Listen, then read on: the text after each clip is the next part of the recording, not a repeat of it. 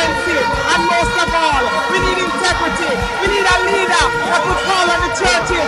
We need a leader that would call on the name of Jesus. Time come, time come. Time come, Marky G, time! Time come, Marky T, Marky T. Time has come for Andre, our new MP. I'm going to send him Marty Melanfield. We want to run 5 billion, you guys. Yes, time has come! PNP!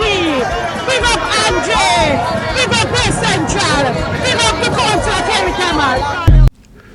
The Motivator Show recently featured an insightful 4-part interview with the leadership and supporters of PNP UK, People's National Party UK, where they addressed key points from the PNP's manifesto in clear, straightforward language. Avoiding jargon and complex scenarios, the representatives ensured that ordinary Jamaicans could easily understand the party's vision. Viewers praised the clarity and accessibility of the discussion, noting it brought the manifesto to life in practical terms. The Motivated family and friends in Jamaica tuned in and described the program as both informative and engaging. Significantly, the interview influenced their voting intentions, strengthening support for the People's National Party. Time come for a better Jamaica. Part 2 of 4. It's even more exciting. The PNP has stated that it intends to lead Jamaica into an era of economic transformation by broadening business ownership and strengthening traditional industries and building the foundations for a future economy. Now, I've got to ask this question. How will the PNP achieve these goals? Who can respond to that question? This is me. I'm a young man still, you see. So I want to go get it. Yeah, love. Stop that. This is the question for those young people who are brimming with ideas and have got the enthusiasm. This is the question that will open the door for them. Who can respond to that question, Mr. Chairman? Comrade Gilfillian, tell us.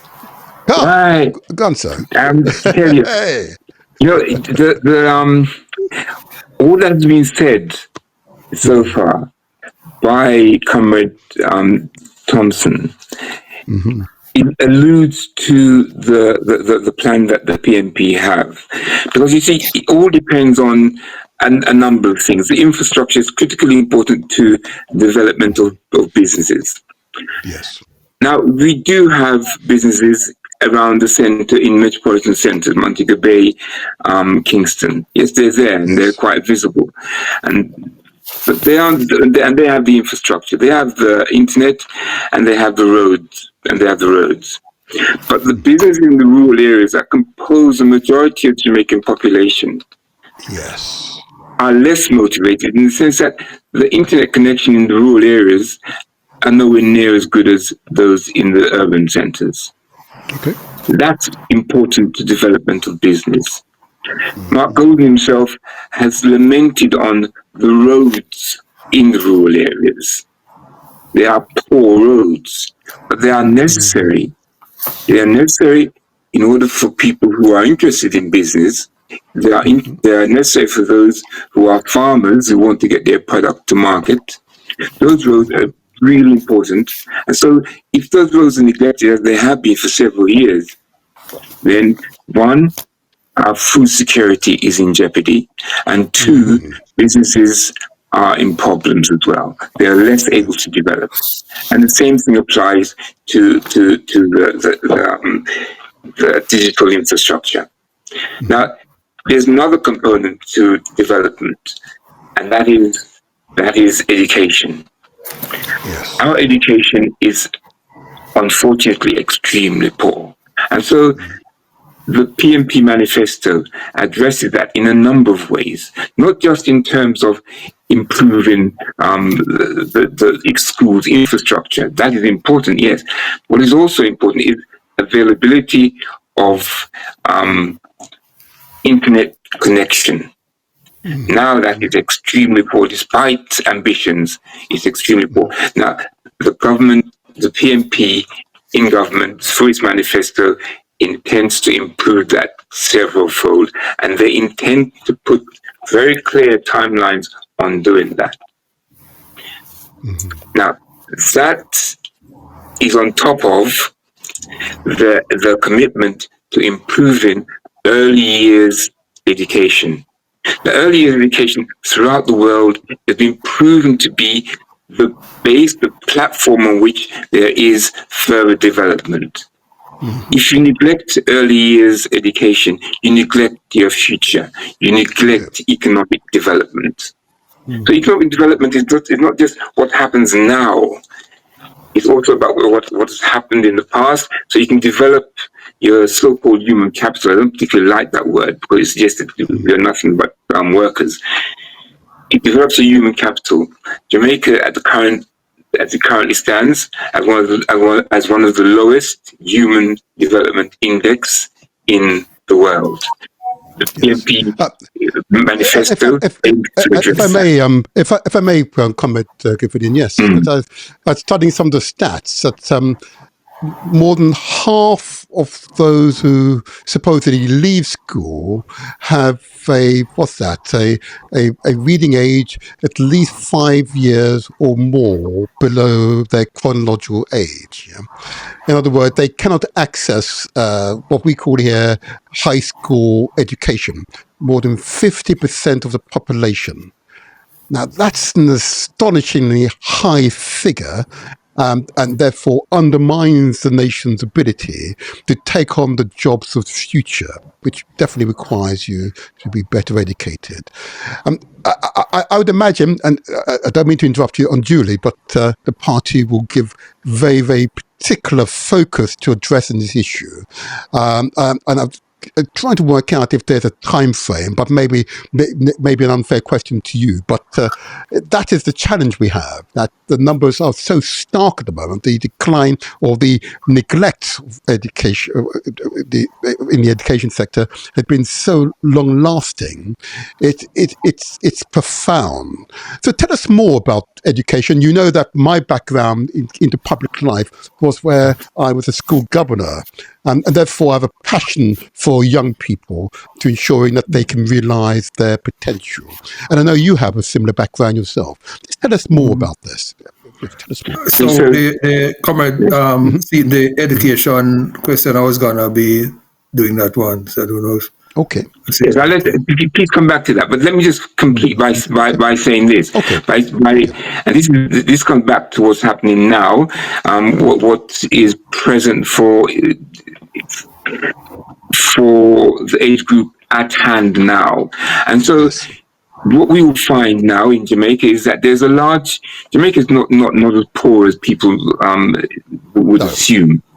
In fact, it's amongst one of it's considered a mid-development country, but the opportunities and the capital is concentrated in the hands of very few people. Now, the manifesto clearly says we are going to pay attention to small business development. We are going to try our very best to make business loans available to small businesses.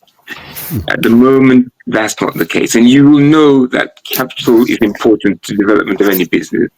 And so this manifesto, the PNP manifesto, addresses that problem and will encourage the development of small businesses. So sorry, Kamache, if you... That's fine. It's okay. And before you come back in, Comrade Chair, I recall the more recent debate, which involved the economic debate recently, which was well televised and led ably by, of course, Comrade Julian Robinson, and of course, he alluded, of course, to the prevalence of the part of that economy which is not participating in the formal economy. It's been very large, and that one area that he will be addressing is a question of taxation. Okay, and if I understood his words, that if you got a turnover of less than $3 million. These numbers are, from a British perspective, seem very large, but anyway, but we recognise the actual true value. It's more than 3 million that you would not pay any tax. In other words, 3.5 million. There you are. Thank you. And in doing so, it means that those who are part of the informal economy can become part of the formal economy, and therefore make it easier to gain access to capital. Okay? And that is one way to help the economy to grow. I felt Comrade Robinson described that initiative very well, and having spoken to a number of family members and others on the island, I know now that they will formalise their business. Okay, because the tax can be quite heavy for them, and they can't afford it. But if you not have to pay tax, and you become part of the formal economy, then they have access to capital. There you are. It's just an interesting evolution that's occurring. Awareness by the PNP as to how to energize the economy. The energy is there, but we need to re-energize it so that it can be better use for all Jamaicans to benefit from. Praise be. Thank you, Comrade Gilfillian. Thank you for that. Unless you want to say any more, but thank you for that. But that was very well said. And it does set the scene as to why the voters should vote for PNP. Vote for PNP. Vote for PNP. But in saying that, of course, and Comrade Gilfillian alluded to how the PNP will achieve those goals. The other question that I was able to put to you all: will the future PNP government pursue, forgive me if I get this right, the PNP is stated, or forgive me, I'm getting it slightly wrong. I might be out of sequence now, my comrade, but let me go. Question 4, yeah. Mm-hmm. Yeah, question four, of course, is that will the future PNP government pursue closer cultural and trade connections with African countries? Okay, now, that's an issue which is ongoing discussion I've had with people right across the Caribbean and indeed in Africa. And there is a groundswell of opinion that there need to be closer to both cultural exchange, of course, because the same people, but trade exchange between the Caribbean and Africa. Is there a view amongst PNP UK about that? Is that a view that you share, Mr. Chairman? Correct, Ophelia. Over to you again. I have always found that an interesting question, and it's also a difficult one, because we have long connections with Africa, of course, because we are a country of Africans. But in addition to that, we have had long connections with Africa via Michael Manley and his assistance to freedom movements in Zimbabwe, South Africa, Angola. Perhaps there's other places as well. So our connection with Africa has been strong. We have long connections with Africa through Marcus Garvey. Many African readers refer to Marcus Garvey. Just for the benefit, forgive me, my comrade. Just for the benefit of the audience, we know who Marcus Garvey is. You might even want to say a little bit about Marcus Garvey, our first national hero. Just say a little bit about the man, because many may not know him, believe it or not. Right. I believe that many Africans are very much aware of Marcus Garvey, and if they're not, they're very much aware. They're very much aware of Rasta, and if they're aware of Rasta, then they're likely to be aware of Marcus Garvey. Now, and the interesting thing about Marcus Garvey, who was, I'm not sure how you describe Marcus Garvey, but for me, he was an innovator. He was a businessman. He was a politician. He was a very extremely strong leader. And to say more about him, you'd say that most African leaders, especially the post-independence leaders, use Marcus Garvey as their template. Now, Marcus Garvey started off what was regarded as the serious innovation, the Black Star Liner, which was a ship that was intended to cultivate business between Africa and the rest of the world. Now, the interesting thing about it now is that, of course, Jamaica has this very strong connection to Africa, being Africans, of course. And the other thing is that the current government, the manifesto, as one suggested that we give a seat in the Senate to Rasta, who defined the identity of Jamaica in many ways. And two, they have now suggested in the manifesto that we include a study of Marcus Garvey as well. Now that suggests very clearly to me a move, though it be not initially economic and political, but it certainly suggests an identity, a creation and a recognition of our identity, which moves us closer towards trading with Africa. And of course, the other interesting thing about it is that the People's National Party also recognizes that Jamaica has an identity which is very closely African. Our constitution is actually published in Patois, available in Patois, believe it or not. So all this suggests that there is a strong inclination. It may not be stated in policy or in the manifesto yet, but there's a strong inclination, certainly a recognition of our identity, and therefore of the advantages that we would have in trading with African nations who are of the same or similar economic status to Jamaica. And of course, Jamaica offers many advantages to these countries, as well as these countries offer many advantages to Jamaica in terms of international trade. I'm going to pause there, but thank you, because in other words, the trajectory is looking toward Africa as a place for both cultural exchange and for trading as well. And I know Africa wants to look to the Caribbean. There is no doubt. Thank you for that response. Thank you for that response. But I need to move on to another subject, which is quite sensitive. Please, Jamaicans, don't take offense now. We are all concerned, very concerned, that Jamaica's murder rate has damaged the island's reputation. How will the PNP tackle this issue, if elected, on the 3rd of September? Mr. Chairman, who will speak to this one? Okay. Comrade Matondo. Okay. Time come. Good morning to everyone. Time come. Time come. Very much. Let me say it again. Time come. That's right. Yes. Time come. Go on, Matondo. Yes, sir. Go on. Yes, sir. And Thank indeed, you. Thank you. I think most of us know the bad news, and most of us know some of the good news, but where we're starting from is really, the party starting from is position where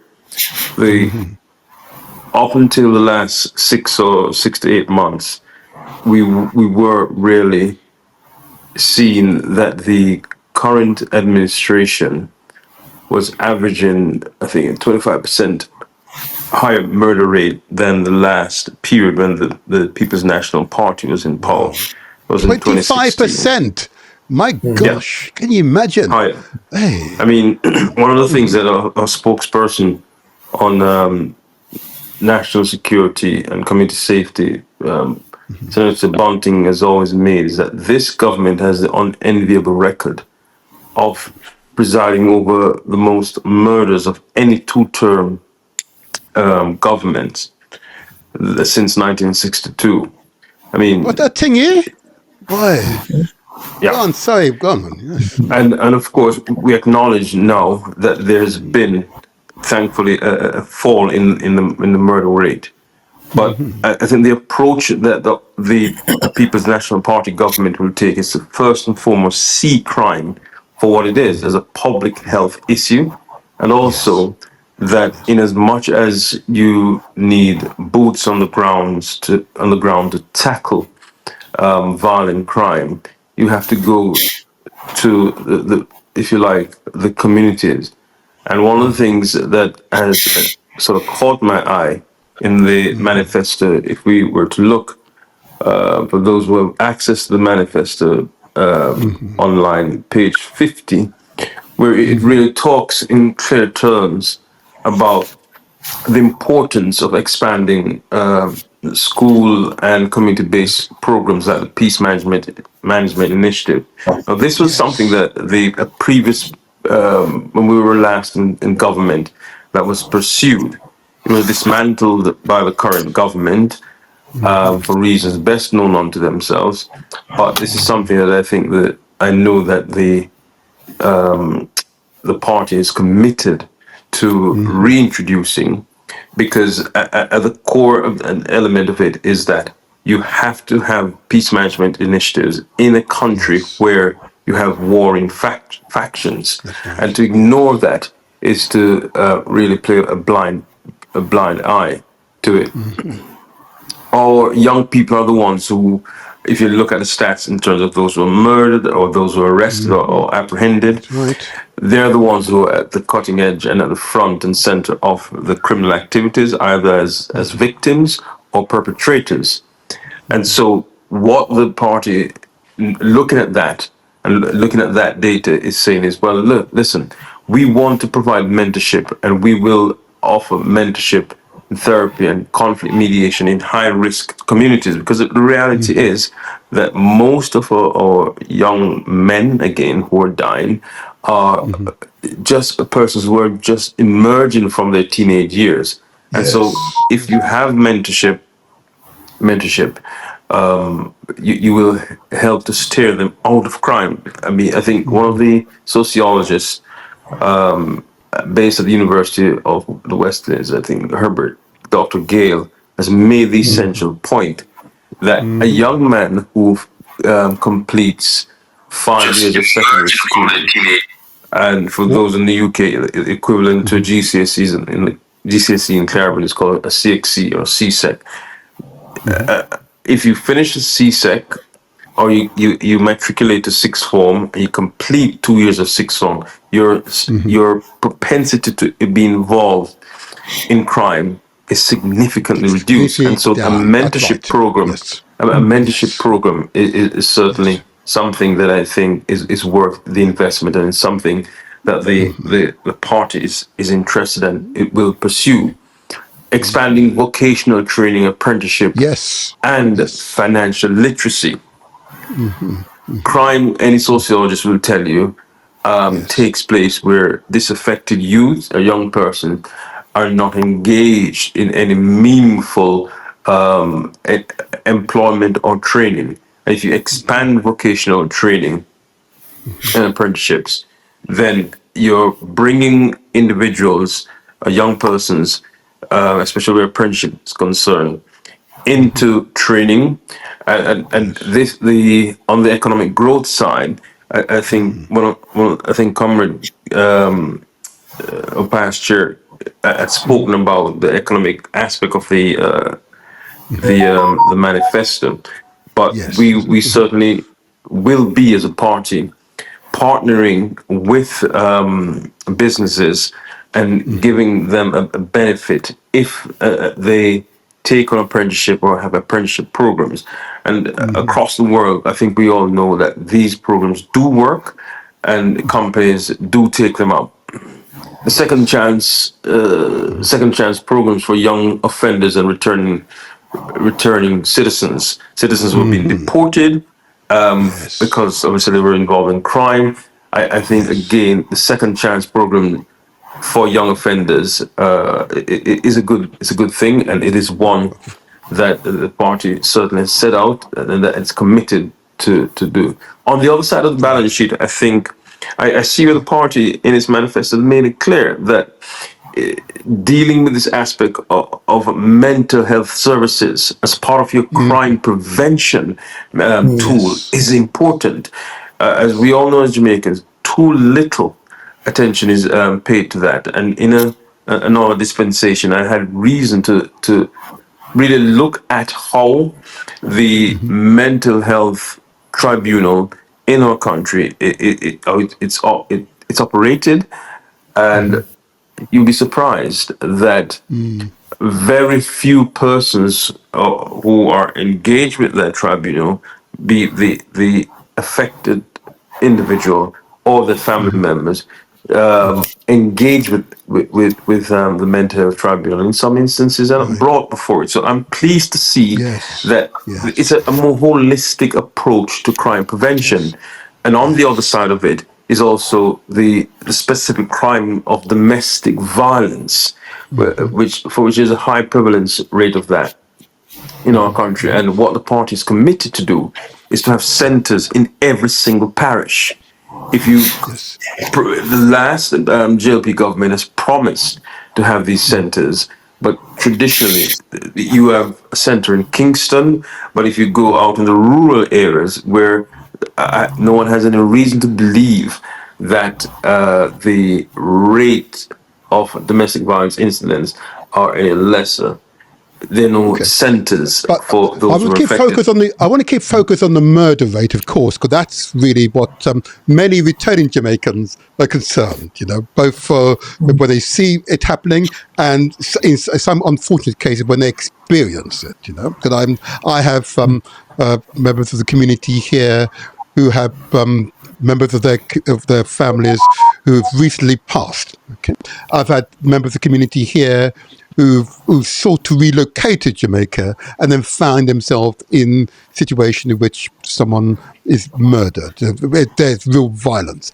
And it's those issues which most certainly diaspora needs to hear, that the party understands issue and is tackling them at their root. And what you're saying is that the party is addressing these issues holistically. It's seeing it as both, yes, it's criminal, but as a public health issue, and is supporting those who are vulnerable to this type of behaviour, both in terms of taking care of their economic and their psychological needs, and indeed their material needs, so that the propensity for them to engage in this type of violence will be reduced. I think that's a reasonable summary of what you described. Would that be right? I could not have said it any better than you have, but the only thing I would say is that the reason why I mention the mental health is that a lot of the murders, how horrific they are, it leads one in an unscientific way to conclude that there must be some element of mental health disturbances there. Indeed. And I suppose that's why the party is committed to reforming the Mental Health Act, and also to train more persons who have the skills to assist persons before they go on to commit heinous crimes. So all in all, I think it's a two-pronged approach.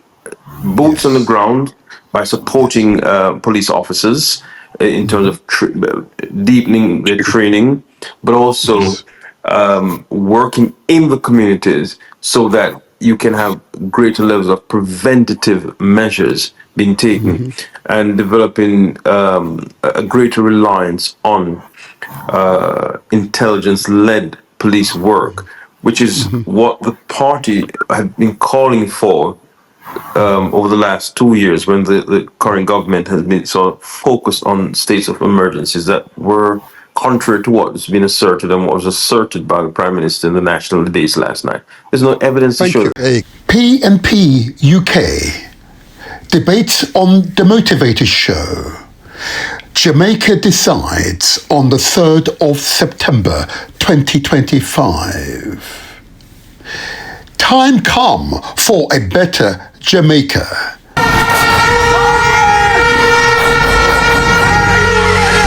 PNP President Mark Golding insisting the time has come for a change in governance. People want change. They want a government of integrity. They want a government that they can have trust and confidence in.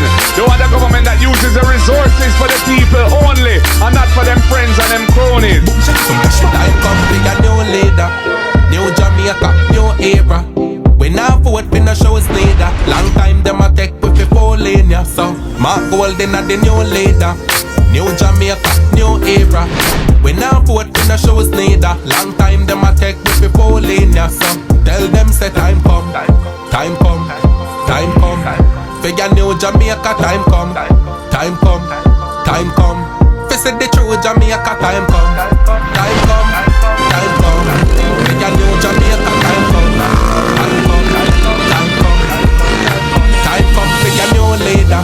Time to build up with schools in ya.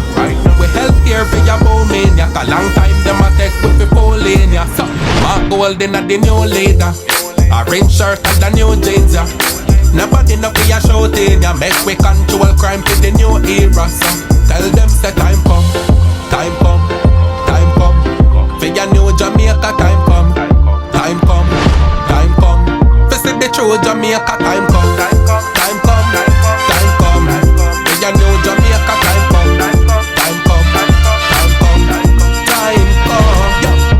market the boss with the party. Them a crash with country, so go restart it. Yes, I with the orange shirt, the party. One for me daddy and one for me charge it. See the old lady, the down, there's a party. Go vote because she remember Mr. Manley. Yes, I market the boss with the party. Them a crash with country, so go restart it. Yeah, time come, time come, time come. For your new Jamaica, time come, time come, time come. This is the true Jamaica, time come.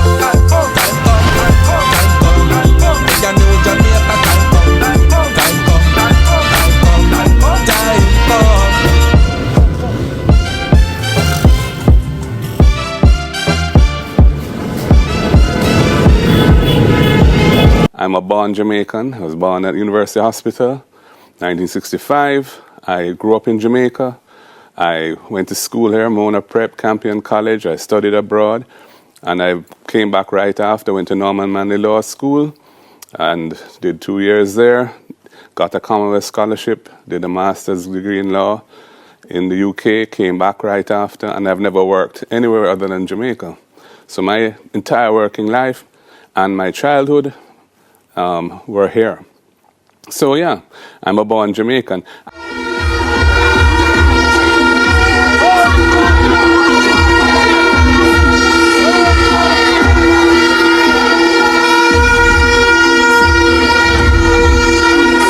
I stand before you today and say the time has come for change.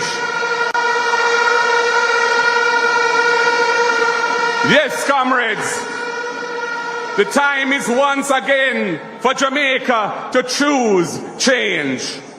Things cannot continue the way they are, and the People's National Party will bring change.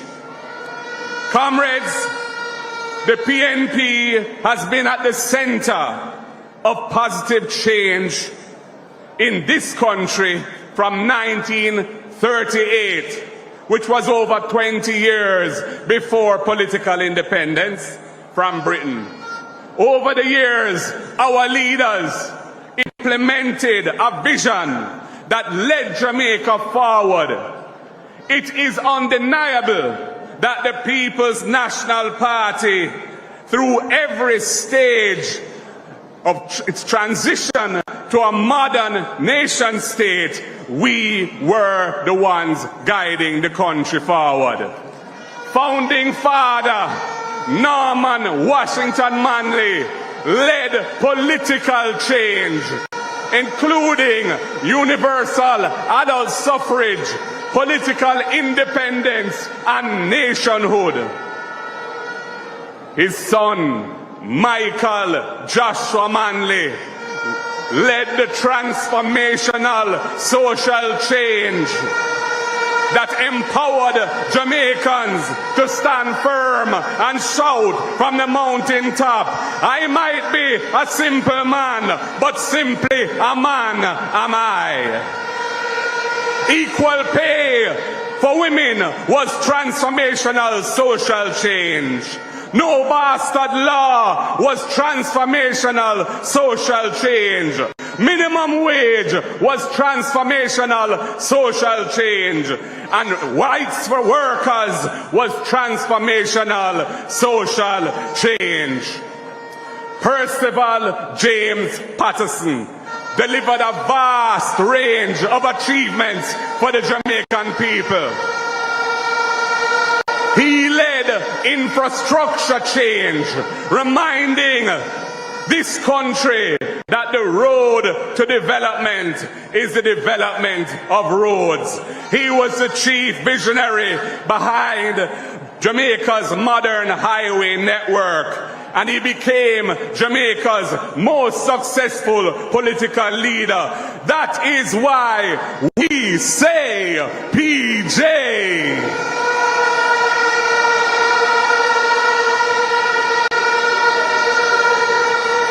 Portia Lucretia Simpson Miller led the economic change that others are now claiming.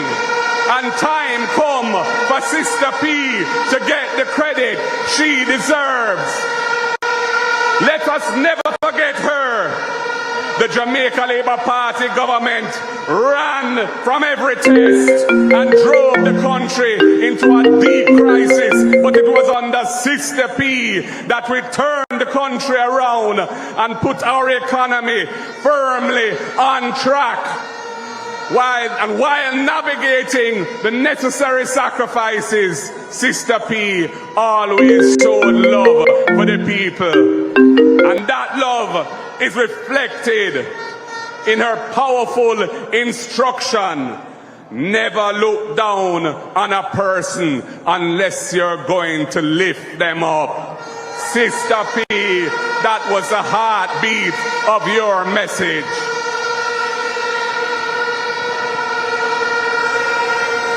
Dr. Peter David Phillips, he was the principal architect of our successful fiscal transformation.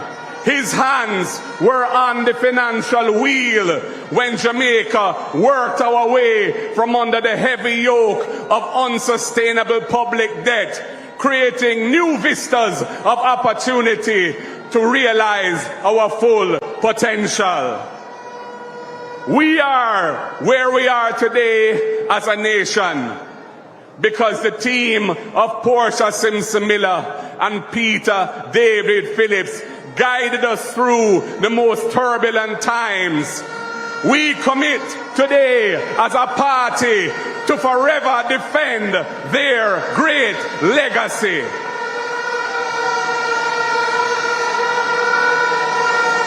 The works of our former leaders inspire us to deliver a better life for all Jamaicans, guided by our progressive principles of equality and justice, built on a firm foundation of utmost integrity. He must inspire by example, and above all, he must have integrity.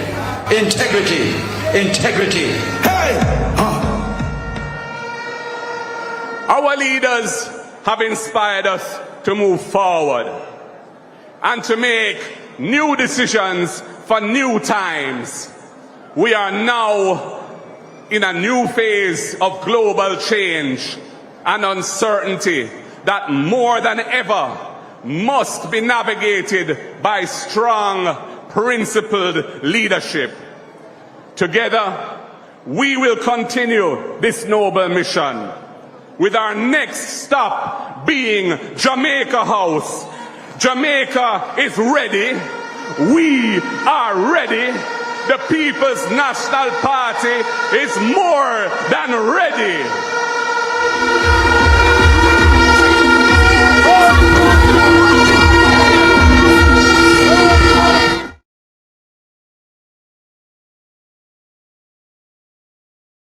It's the Motivator here. Hope you enjoyed that fantastic podcast. Don't forget to subscribe, or at the very least give us a like, and don't forget the next video on screen. Click through and enjoy.